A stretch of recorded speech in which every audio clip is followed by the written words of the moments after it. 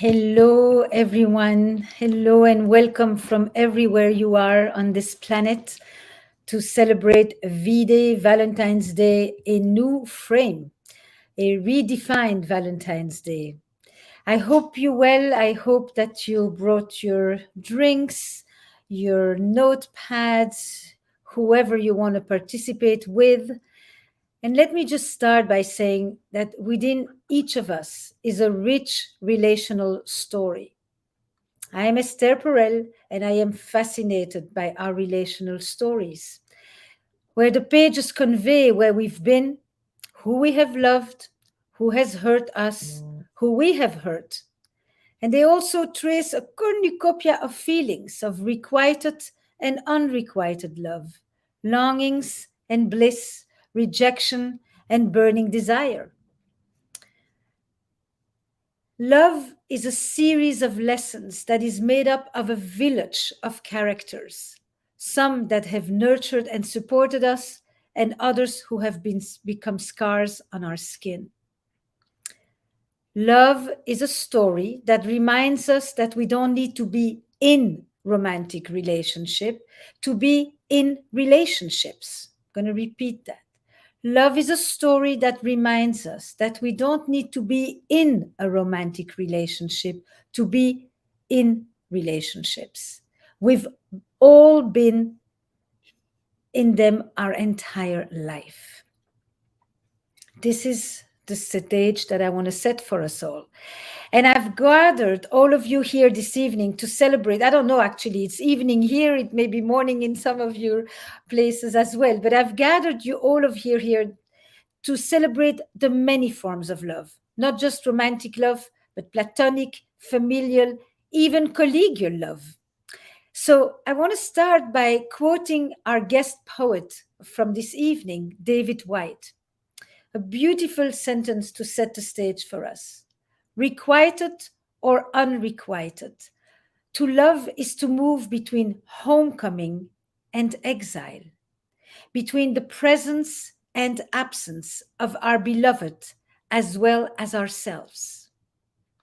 And to quote myself, love rests on two pillars, our need for autonomy and our need for surrender, and they live side by side. This workshop is about love in its most inclusive form, not only the forms that it takes to be with one specific person, but across the full spectrum of experience. As I've liked to say many times, Valentine us all. So I'm curious, tell me in the chat very briefly, who are you with today as you come and join us for this workshop? Are you by yourself, with a partner, with a date, with a friend, with your mother, father, sister, brother? Tell me who you're with, just so I have a sense as to where I meet you. And I'm going to look. Vermont, just myself, by myself, husband, boyfriend, work, myself, alone but not lonely, beautiful, by myself, husband of 43 years, mother, myself on my own, partner, my children, beautiful, husband, single mom having dinner with my kid, yes, with you, myself, beautiful, husband, myself and animals, husband and wife, yes, with my partner, beautiful, beautiful. Keep just telling us so we have a sense as to where we touch you. My children, 5 and 11. Me. Sunny summer Sweden with my partner, lover, best friend. So some people incarnate many roles.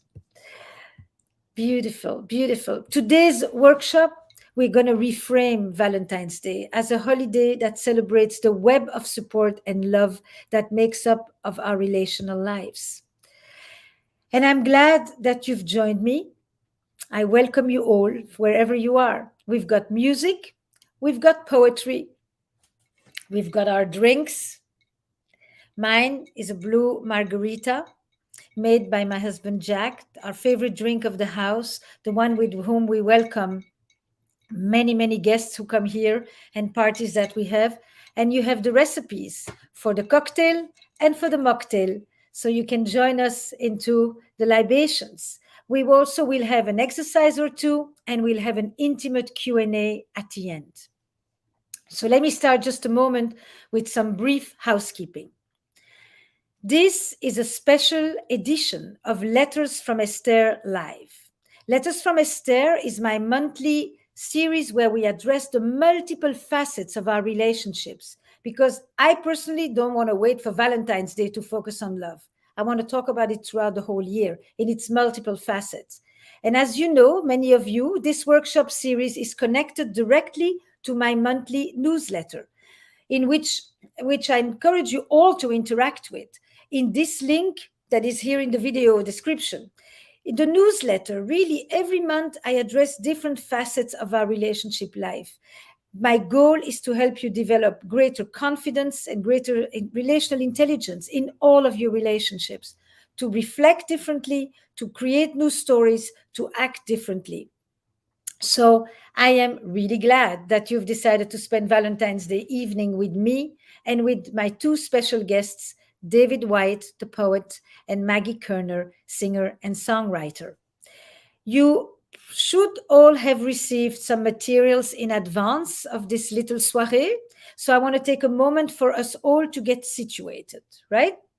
If you are a regular attendee of these workshops, you know that I always invite you to have a notebook, pen and paper, or some place where you can write, so that you really engage in multiple ways. You hear me, you take it in, you write it down, you reflect on it later, and so forth.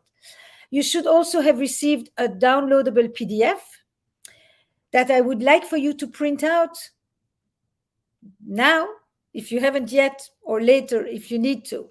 You're going to need this PDF because it will be the basis of our main exercise this evening. If you don't have a printer, you can do it as an exercise in your notebook, on a piece of paper, wherever, and then print it out later so that you have access to it. The email also has a ton of relationship resources, newsletters, blogs, and my own intimacy inventory that you can return to again and again. And if you haven't received the materials, you can download them in the link in the description of this video. So, multiple ways for you to get these materials and to have them available for you. Because I want to remind you, this is an interactive event. I'm just going to talk a little bit in the beginning, but then we're really going to do a lot of things together. So send me your questions, talk to each other in the chat, participate in the Q&A at the end. Be with me throughout. I'll try as best I can to be really in conversation. And if there's anyone else out there who you think would benefit from this gathering, just tell them to come right now. There's always a place at the table in Esther Perel's workshops. So this is a happy hour for some of us, and for those others, you will drink in the middle of the night. But if you're joining me for this cocktail or mocktail, now is the time to mix it up. As I said, I'm drinking my blue margarita, and the recipes are below on the slide as well as in your package. So I'm going to give you a moment just to gather yourself, to set yourself up, print out the template, invite your friends, mix the drink. There's a lot to do here before we can even get going all together. But I know you can. I know you will. And because this is a special edition of the workshop, let's kick it up a notch. So I want to invite Maggie Kerner with a song for you to listen to and as you gather yourself and settle in. So first of all, welcome, Maggie. Hi. Hello. And let me tell everybody what just happened between Maggie and I. Maggie sent me a text and says, I'd like to write a song together. I said, look, I can't really write it right now, but I can send you some wording, some sentences of mine, some languaging, and you see if you can improvise on this. And then it will become our song, and then I will engage with you again. So I have no idea which of the sentences Maggie chose. I don't know what resonated with her, what inspired her, and we're all up for the discovery. But here is Maggie Kerner singing Esther Perel. Hello. Yeah, so I took the quote, which is, if you start to feel that you have given up too many parts of yourself to be with your partner, Mm-hmm. then one day you will end up looking for another person in order to reconnect with those lost parts. And so the song isn't quite finished, but this is a really, yeah. They say fools rush in, well, I'm running full speed ahead. And if love is a sprint, when do I get to catch my breath? Falling in love is easy. Staying in love is what makes you crazy. They say love is all you need, and I believe there's some truth to that. But if I'm in too deep, how can I see just who I am? Falling into you is easy, but what's left to love if I'm falling completely? Well, my love, what do you say? Well, my love, what do you say? Love can be our own worst enemy. It can be our first priority. What do you say, my love? That's what I have so far. Thank you. Oh God, it's quite an experience to hear one's words transformed and into the imagination of another artist, really. And stay tuned, all of you, because Maggie is coming back. So there's more in store for all of you. And thank you for kicking off this evening and with this beautiful song. And let me say this: why are we doing this? Why are we doing this event, and what makes this Valentine's Day different from other V Day celebrations? And the way this started for me is that I actually tend to prickle at the very concept of Valentine's Day. I don't like the constraints of the mandate, the imposition. Today you must love each other. Today you're going to take stock of what's going on in your love life. You're going to either feel great about it or miserable or a total fraud because things are not going that well, but yet you have to celebrate and go out for dinner and all of that. When I didn't have a partner, I often felt excluded. I felt like I didn't belong, as if the massa of people is all in this, blissful romantic relationships and I'm all out and so forth. So what I wanted was really to reframe this. And I wanted us to recognize that in every moment, regardless of our romantic arrangements, we are part of a relational life story. Always, all the time. So it's not just that Valentine's Day has become commercialized, from a pagan ritual to Chaucer to the Valentine's Day cards that you can buy in the drugstore. Valentine's Day is supposed to be this beautiful ritual, but too often it has become quite routine.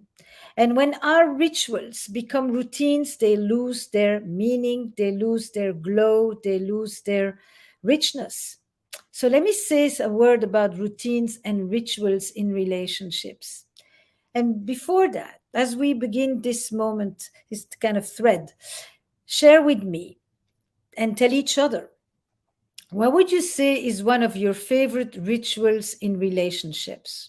Not just your romantic relationships, in relationships. And if you're by yourself, it can also be a ritual with yourself. It's the same question. What is one of your favorite ritual in the relationship with yourself? We all have that relationship.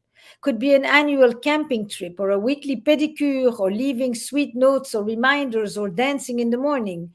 But let me just hear a little bit. What are some of your favorite relationship rituals? Sharing a meal, praying together, cooking, sharing stories, sharing food, eating together. Yes. Yearly trips away for each other's birthdays. Yes. Sharing, that's a long one. boom, boom, boom, laughing, making food together, greeting, farewell, hugs and kisses. Yes, the rituals of entries and leaving, telling stories and laughing, talk and dance, food. Yes, there's just so much to say about coming together, gathering around food, making a cup of tea, you know, massage, Sunday morning snuggles, waking up and saying hello, taking a warm bath before going to bed. Beautiful. See, they're so simple, right? Sometimes, but they're so laden with meaning and with beauty and with richness and which with I think about you and you think about me and we make each other feel special and we make each other feel noticed and seen and that you matter, you know. Now tell me, be honest, what would you say is an aspect of the same relationship that may have grown a bit stale or a bit routine? Like, it's always the same person who does the laundry, or who plans everything, or who reaches out, or who initiates for sex, or we fall asleep in front of Netflix every night, or we eat out of plastic containers. Those meals that you just mentioned became, takeout and plastic on the couch. What would you say when you look at what once may have been a ritual that actually became a routine? Where is the stillness in the relationship? Always initiating, making it, too much TV, no deep conversations, shared silence is our favorite space. So some of you are still making arrangements. I'd make all the arrangements. Yeah, little to talk about. My eating disorder, conversations, too much of the same convo. Yeah. Management Inc., I call it. It's when we start to continuously talk about what needs to be done and the long list and, have you done this and have you done that before we even bother to ask, and how are you and what made it a special day for you and what are you looking forward as you're waking up this morning? Loveless. Leave, yeah, not eating at the table, lack of understanding and communication from partner. Yep, looking at screens, busy routine. Yep, yep, yep, yep. Damn COVID. Somebody had to mention it because it is damn COVID. We've been at this for almost 2 years. So, we all need both, by the way. We all need rituals and we all need routines. Both are really important, whether it's in your relationship with each other or with yourselves. And rituals and routines have a lot in common. In love and relationships, both help us create structure, especially in space and time. You talked about the morning ritual, the evening ritual, the ritual of the vacation away from the regular life, away from the daily life, from the chores, etc. You can see that these rituals structure us. They give us grounding and rhythm. They are reassuring. They are calming. They have a stabilizing effect. They create predictability. But what makes them different is that rituals create excitement. When you make me, that coffee in the morning, when we sit at a table, when we engage in a deep conversation, when we make sure to put all our phones aside, we've basically dedicated this time to ourselves and we have turned the routine of the dinner into a ritual of the dinner, a celebration, a ceremony, all elements that will be super important in a minute when I begin to talk my favorite subject, eroticism. Rituals create excitement, routines create familiarity. Both are important, but they're not the same. Rituals elevate us, they create a special feeling, whereas routines ground us. Rituals are routines that are elevated by creativity, driven by intention, and imbued with meaning.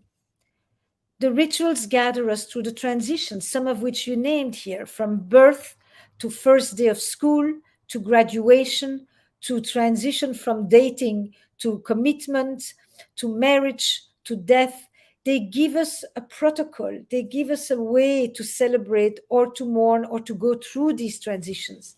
But it's usually much easier for us to come up with rituals about happy events on our own than to come up with rituals when there is a time of crisis. In that time, we just want a ready made approach for how to get through things. We don't really have the inventiveness of thinking, how do I want to deal with this at this moment? I'm too much into a crisis. So, setting the table every night is a routine. Decorating it with flowers or candles or a special china is a ritual that is perfect for the date night at home. And you can all do that. When you feel like it's sagging and listless and energyless, infuse it with eroticism. And what I'm going to do is define that word so that it really makes sense. One thing that Valentine's Day offers us for sure is the opportunity to be jolted out of complacency, to actively engage with the verb to love and all of its behaviors. So, how many of you are thinking right now that too often your relationship devolves from ritual to routine? And I'm talking to everybody, not just couples here, because that's okay. You're in the right place. This is where eroticism comes in. Eroticism is to life what poetry is to language. Eroticism is to life what poetry is to language. This is a kind of a derivative of Octavio Paz when he talks about the difference between prose and poetry or between sex and eroticism. Love is anchored in play. Love that imbues itself with creativity and imagination. Love that remains curious so that we can't just say it's the same conversation every day and we have nothing new to say to each other. This is where eroticism comes in. Eroticism imbues love with energy, it fosters connection and desire. And this is what I hope you will leave with after our conversation this evening for yourselves and in your relationship, that you reconnect with that life force that is fundamental at every stage of the relationship, not just in the beginning, what often is the case. Eroticism, for me, it's the counterforce to melancholy or to listlessness. And we can access it while we tune into our senses, and those senses we have available to us at all times. So when we embody our erotic self, our sense of aliveness, of vitality, of vibrancy, we tune into the worlds around us and within us. We listen a little closer. We touch a little softer. We savor and we linger. We observe and we embody. So I want to invite you to do a little creative sense based exercise. In just a minute, I'm going to bring on my friend and one of my all time favorite poets, David Whyte, to read his poem, The Sea in You. Requited or unrequited, to love is to move between homecoming and exile, between the presence and absence of our beloved as well as ourselves. I'm quoting him again. As you listen, I want to invite you to do so with an erotic mindset. Take in his words completely. Let them wash over you. Listen with full attention. And if you like, in addition to the auditory and the taste, you can add the tactile. I invite you to put your hands on your heart, on your belly, on your neck, on your face, even too. Wherever feels good to you. You can also hold it like this. You can do it on your own body or on the body of your partner if they invite you to it. So let me welcome David Whyte. Hi, David. Hi. Hello. Hello there. It's lovely to see you so soon after Costa Rica. Yes, It's yes. a little early in the day here for a blue margarita, but you and I were both at Blue Spirit in That's Costa Rica, right. which was really marvelous, and we both got a little sun still. That's right. Um, That's right. so So I can preempt this and say to everybody that this is really just an amuse-bouche for all of you, because David and I are going to have a full dinner together in April on the 24th, where we're going to do an entire conversation on intimacy and independence, the paradoxes of love. But I wanted you to join us today because you are, for me, a quintessential poet of love. And maybe you can set up the sea in you because I think you can do it much better than me.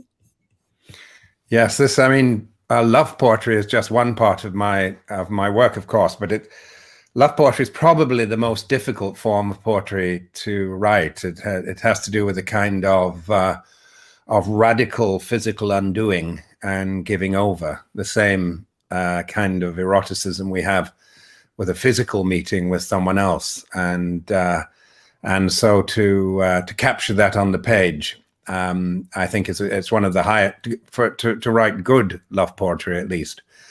It's one of the highest forms of the art. It's a kind of invitation, and a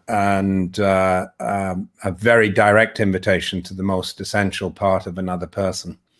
And in fact, this piece was written as an invitation. I wrote it as a way of calling in my a future partner or future wife. Mm-hmm. And after I'd written it, I said, "This is for my future wife, actually." And so when my wife Gail came into the picture, I read it to her and said I'd written it for her a year or two before to call her in. Can I ask you something? Yes. Is it harder to write to someone that you haven't yet met, or to someone with whom you've been for 10, 20 years? I mean, how does the expression of love change? Yes. Well, when you think about it, we're always writing to someone we haven't yet met, even when you think you've actually met them, you haven't. Yeah. So actually, you're always writing a love poem to someone you haven't met. You're calling them out, from inside, and in many ways, it's a kind of blessing. You're asking them to recognize a part of themselves that they may not even have fully incarnated or inhabited themselves. But to answer you more practically, I did in my last book of poetry write another erotic poem, and even after we'd been married 4 years. So I consider that an answer, yes. And it's called Your Dark Offering. But this poem is called The Sea in You, and it's about that movable part of another person. I think one of the great emphases in your work, Esther, is the way we're constantly trying to hold the other person in place with too small a name, trying to hold the relationship in place with too small a name. And so this is getting over yourself. Yeah, all love poetry is getting over yourself and getting into both the other person and to what lies between you, and that's always kind of oceanic and movable. So this is the sea in you. It's about spending the night together, but also waking together. Yeah. A Canadian scientist friend of mine once said, "Would you read one of your poems that makes my glasses steam up?" So this was the poem I read to him. So I'll put my glasses on to see if they do steam up while I'm reading it. Yes, but so this is a love poem for many of you to a partner you haven't yet met. But this is also the love poem that you could write to the person that you think you know, but still haven't really met. Yes. And the way that I have sometimes said it is, you never know your partner. It just depends if you can tolerate their persistent mystery, or if you continuously want to shrink them into a knowable entity so that you don't have to deal with the anxiety of the unknown in the same place where you want familiarity, but then you complain of boredom. Yes, and my having gone through the hard work of writing this poem, you can just read it to someone else too. So beautiful. We will. We have. The sea in you, the sea in you. When I wake under the moon, I do not know who I have become unless I move closer to you. When I wake under the moon, I do not know who I have become unless I move closer to you, obeying the give and take of the earth as it breathes the slender length of your body, so that in breathing with the tide that breathes in you, and moving with you as you come and go, and following you, half in light and half in dark, I feel the first firm edge of my floating palm touch and then trace the pale light of your shoulder. to the faint, moonlit shadow of your smooth cheek, and drawing my finger through the pearl water of your skin, I sense the breath on your lips, touch and then warm the finest, furthest, most unknown edge of my sense of self. And drawing my finger through the pearl water of your skin, I sense the breath on your lips, touch and then warm the finest, furthest, most unknown edge of my sense of self, so that I come to you under the moon, as if I had swum under the deepest arch of the ocean. So I come to you under the moon, as if I had swum under the deepest arch of the ocean, to find you living where no one could possibly live, and to feel you breathing where no one could possibly breathe. And I touch your skin as I would touch a pale, whispering spirit of the tides, that my arms try to hold with the wrong kind of strength, and my lips try to speak with the wrong kind of love. And I follow you through the ocean night, listening for your breath in my helpless calling to love you as I should. And I touch your skin as I would touch a pale, whispering spirit of the tides, that my arms try to hold with the wrong kind of strength, and my lips try to speak with the wrong kind of love. And I follow you through the ocean night, listening for your breath in my helpless calling to love you as I should.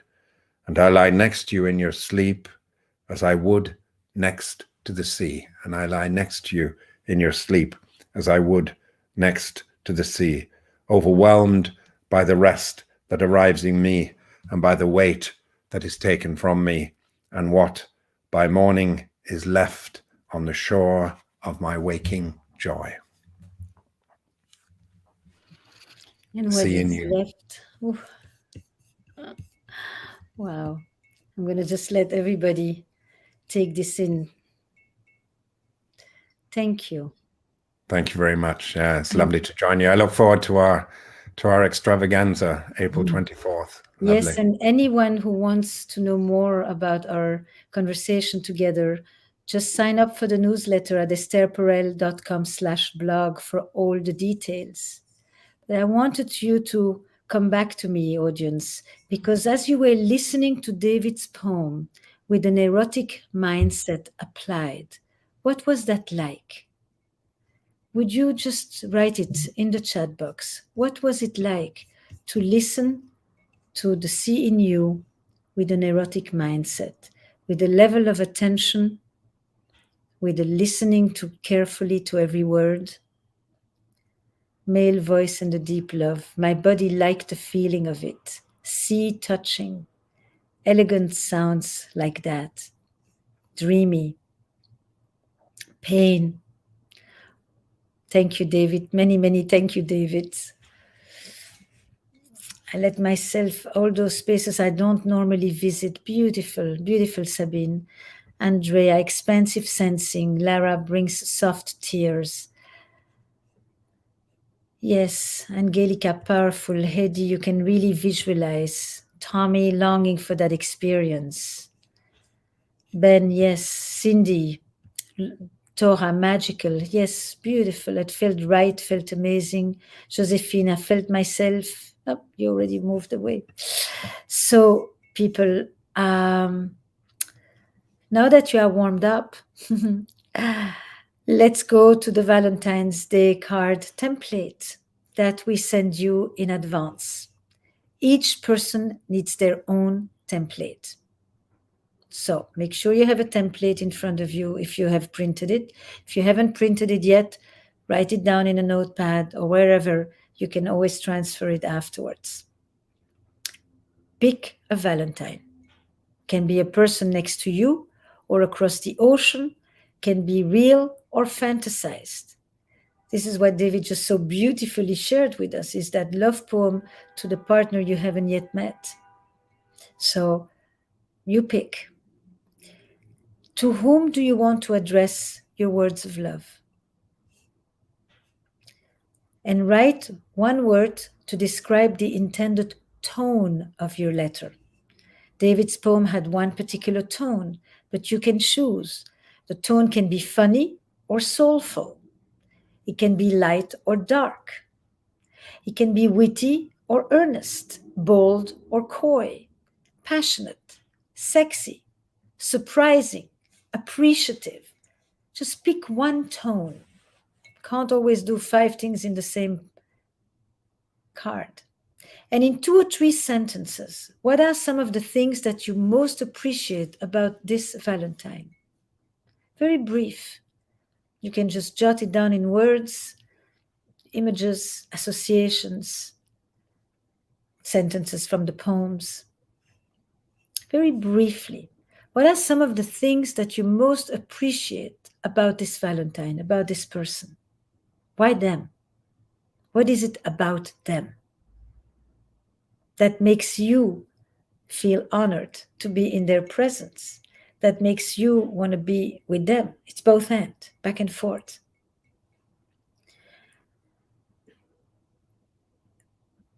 And in one sentence or just a few words, how have you been changed by knowing this person? What has it brought into my life, into my being, into my heart, into my beliefs about love and relationships? How has it healed me? How has it opened up vistas I never knew existed? What has it been like for me to know you and to have you in my life?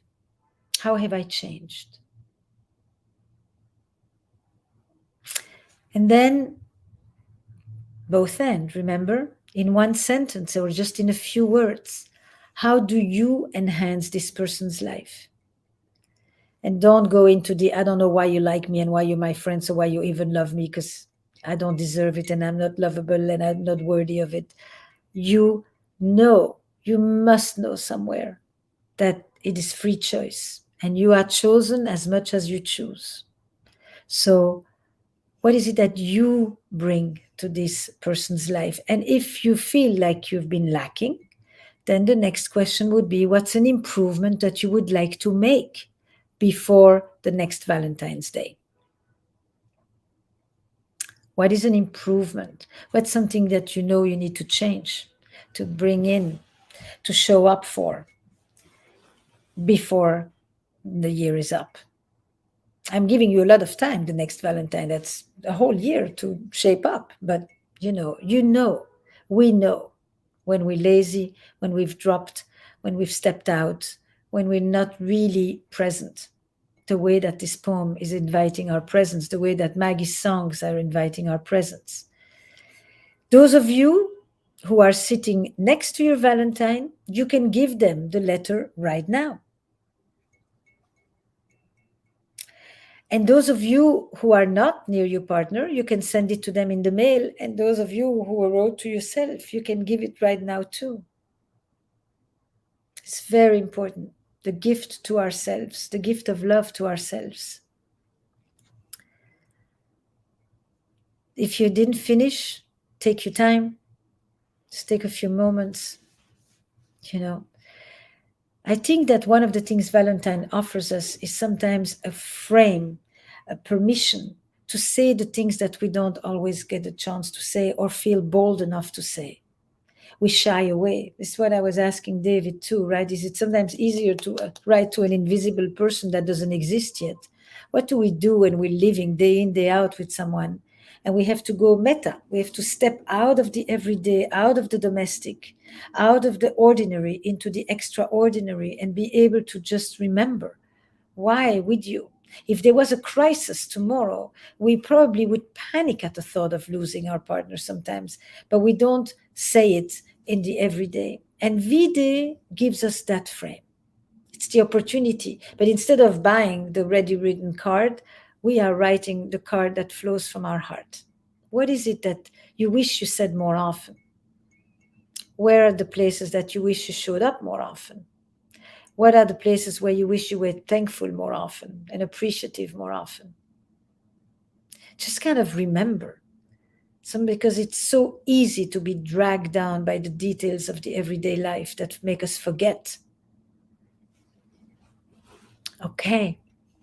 And with that, I'm going to invite you to send in some of your questions. Let me see what what you want us to hone in on now, where you want this to be taken.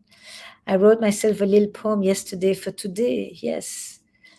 Andy, a valuable relationship ended on December 18, and I want it back. Yeah, yeah.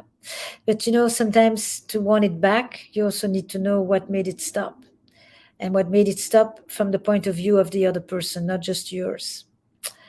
Um, doing that. No, no, I want questions. How do you deal with expectations of how you should receive love on a Valentine's Day? Yes, yes, yes, yes, yes. So, it's sometimes because we are a little bit starved in the love department, a Valentine's Day or a birthday becomes a kind of an annual entitlement day. On this day, you're finally going to show me that I really matter, and you're not just going to do the easy thing and buy me two roses and, or write me a nice card, or, bring me coffee. It's like, show me really how much I matter to you. And sometimes that's what we need to do, is go big, but not big in a production value. It's go big in the meaning and in the depth and in the sincerity of what we are really saying to this person. And when you're disappointed, that's a very good question that you're asking, is like, is it my expectations? I wanted you to show me this or to write me that, or you just wrote at the end love and not even I love you. What does it say? Is it really translating something real, a kind of a degradation in our relationship, the degradation of love that has been happening, trickle like that? Or is it that, and then this is actually the or, and have I actually expressed all of this? Because sometimes we know what we expect from the other, but it's not like we have actually demonstrated that ourselves. So it's all of that you want to, you know, give the other person not what you would want them to give to you. Give the other person what you know would be important to them. And sometimes what would be important to them is actually something that is not about being together with you. But that is the way that some people feel seen. We tend to want to give to the other that which we want them to give to us. And that's not exactly what they want. So, what if my actually, we're going to let you print these up. What is the advice for how to cope with unrequited love on Valentine's Day? Music, poetry, words, sounds that have expressed the sorrow, the loss, the longing, the yearning forever. This is a normal feeling in life, and art and nature have been the most important in tapping into this for ourselves. We can't circumvent it. We go in, we go through, we weep, we call others. Sometimes we prefer to do it alone. Sometimes we hold our pet. Sometimes we smell a flower. We play the music. We cry through that music, and we honor the feeling. We don't think of it as something wrong with me. It's a statement about who I am. It's love comes with its agonies. It has its celebrations, and it has its mourning and its grief and its loss and its sadness. Sometimes the loss is the trickle down of every day, and the person is still there, but the feeling isn't there. So this is what you do, and you join others. I am a big fan of parties where people come to sing the unrequited love together, where people celebrate how lovable they are, even though they're in the midst of a heartbreak. I don't always think that these experiences need to be gone through alone, but that's my take. I've seen the most beautiful gatherings where people come together to share their heartbreak stories, in the same, which are their lost stories, which are rejections or unrequited love, all of that. Yes. And you can gather 3 4 people and just say, I know I'm not alone with this. I think we should share those experiences. How do I maintain novelty and interest in a long distance relationship? Well, I hope you use tonight, first of all, to really do something that shortens the distance, that makes you feel very close, even though you are physically apart. On an ongoing basis, it often means rituals, so that when you meet, you don't sink into, being in the domestic together. That is not going to really be the way you're going to bind and bond with each other. There's something very nice in creating a meal together, but if it's the everyday and trying to pretend that you live together when you're not, you know it's little rituals that are sometimes every day, a little sign, a little note, a little song that you share at the end of every day. People have done that a lot, and especially in the last few years.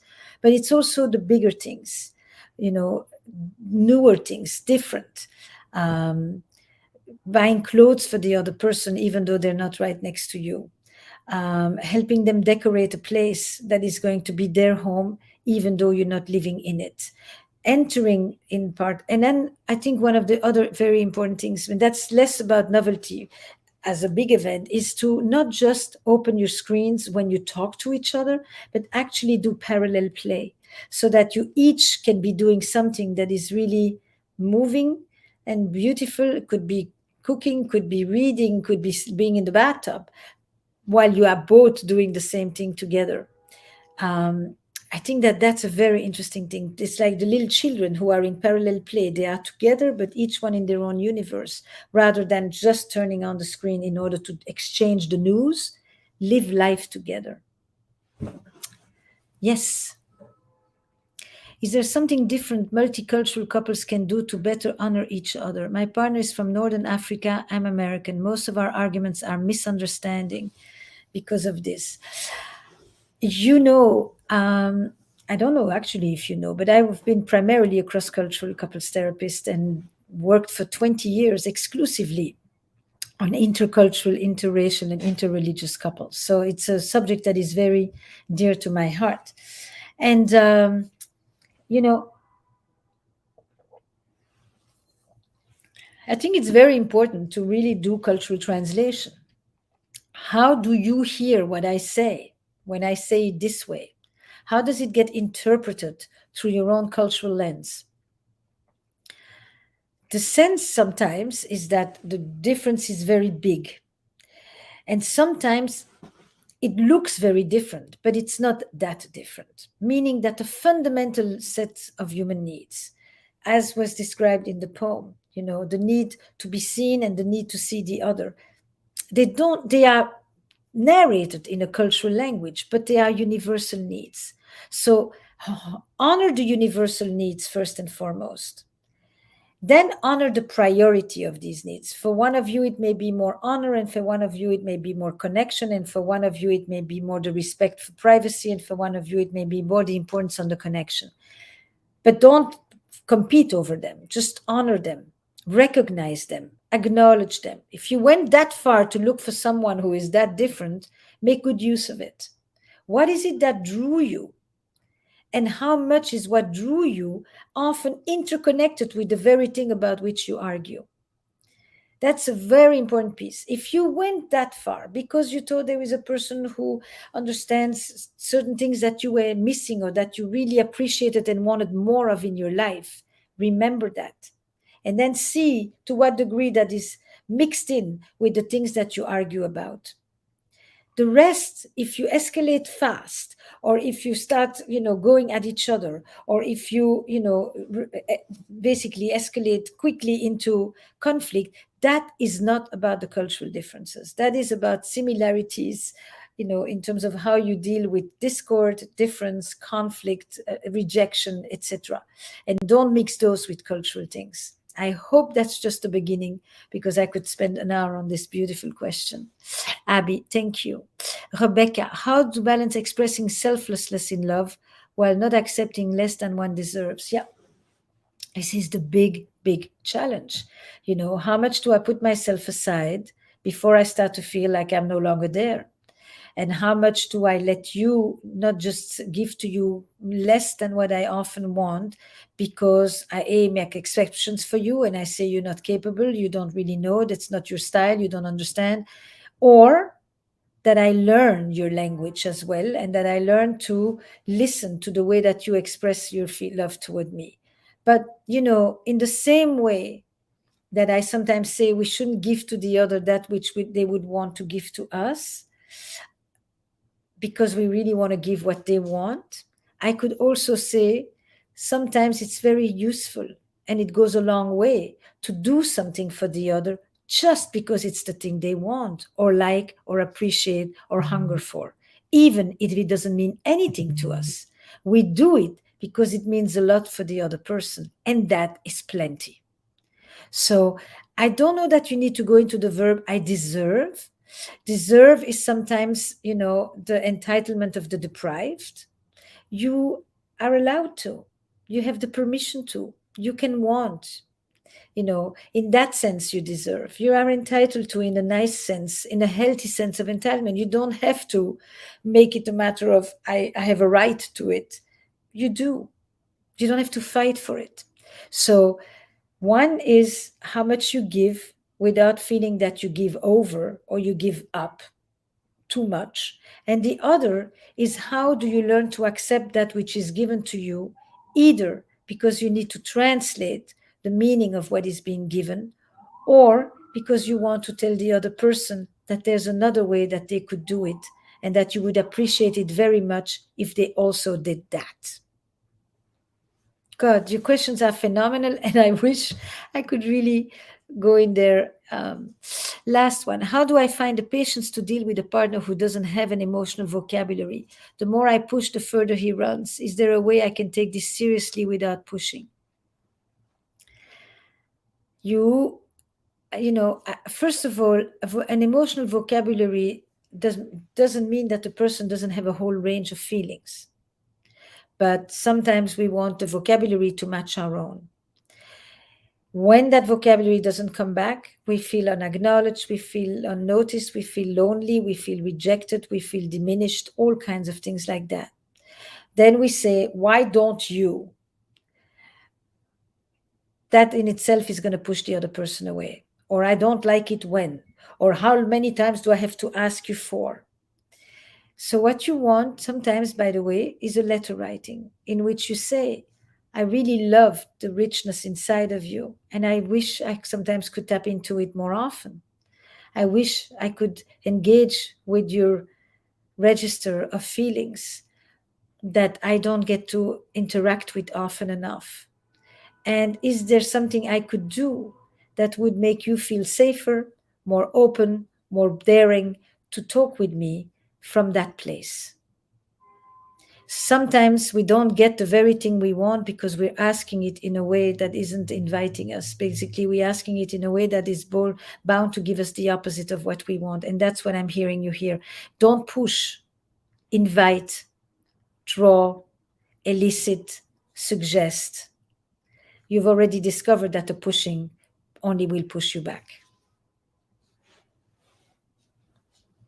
Any others or no others? Thank you. Women and men don't experience love the same way. Can you talk more about the letter? Thank you. How to love your ex when they loved others in the gap.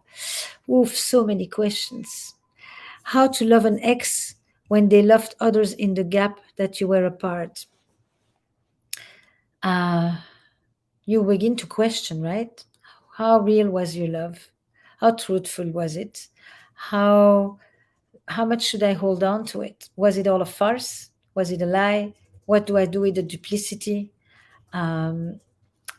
Prove my value. Prove to me my value. If you are back with that person, you want to let that person re-earn your trust and prove to you that they've chosen to come back to you and that you are welcoming them back in. And for a time, you will be in a liminal space where you cannot resolve the dilemma because you can't know for sure yet. And that is the nature of the beast. If that person, when they were apart, comes back and the gap is now closed, you want to have a sense as to what happened. Were they lonely? Or were they lonely, or were they careless? And those sets of questions. But you want to feel your value reasserted.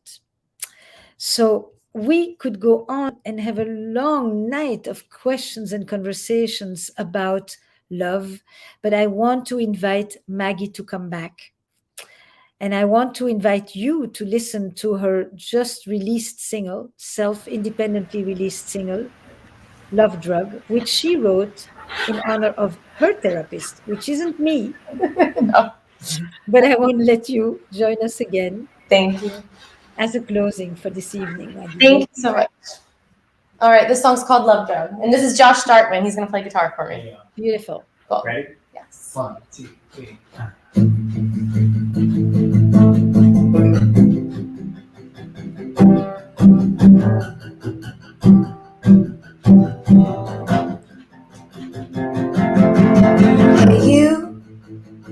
You over there with that gap tooth grin. My mama warned me about them and how they seem to let trouble slip in.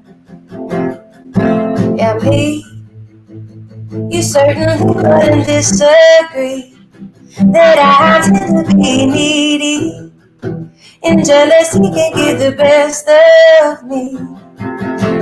The words you wrote to me, but they don't mean nothing. The choice you made erased the good of what we had. Well, I'm just a shadow of my former self since I met you.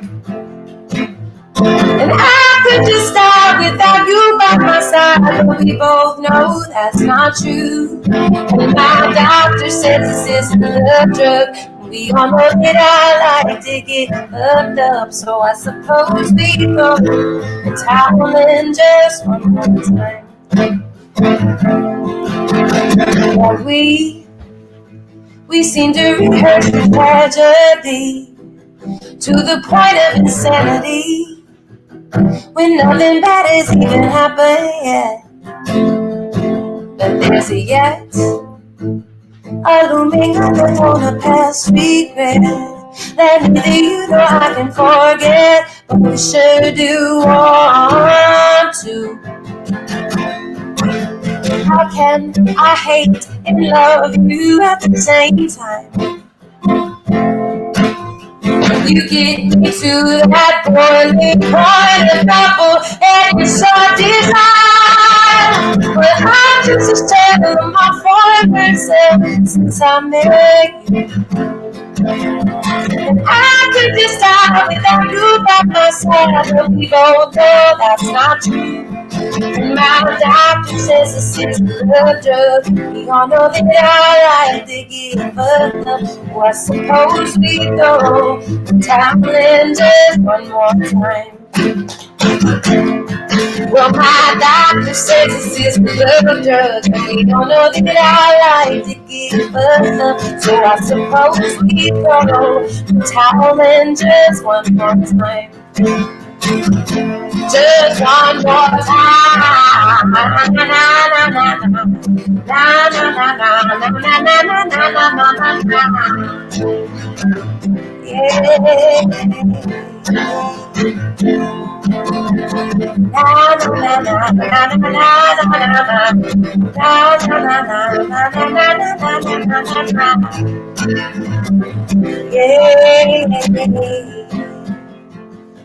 Yeah. My doctor says this is a love drug. We all know that I like to get hooked up, so I suppose we throw the towel in just one more time. Beautiful, beautiful. If you want to hear the words again, people, you go to all the streaming places and you listen to Maggie Kerner, because some of you asked for the name again. And I know that you're having coffee in Melbourne and that Paul, is still left with a question that I haven't been able to answer.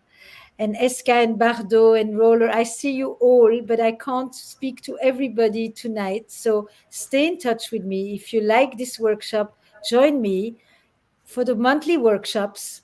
And please come back on Esther Letters Live, actually. And also on the newsletter if you want to know about the event with David White. This is the end of our Valentine's gathering. Have a good day for those of you who wake up. Have a beautiful evening for those of you who are moving in there. Maggie, thanks a lot. And you and I are going to meet and continue to write that song. Yes. And blessings to all and kisses to all from Esther Perel. Bye-bye.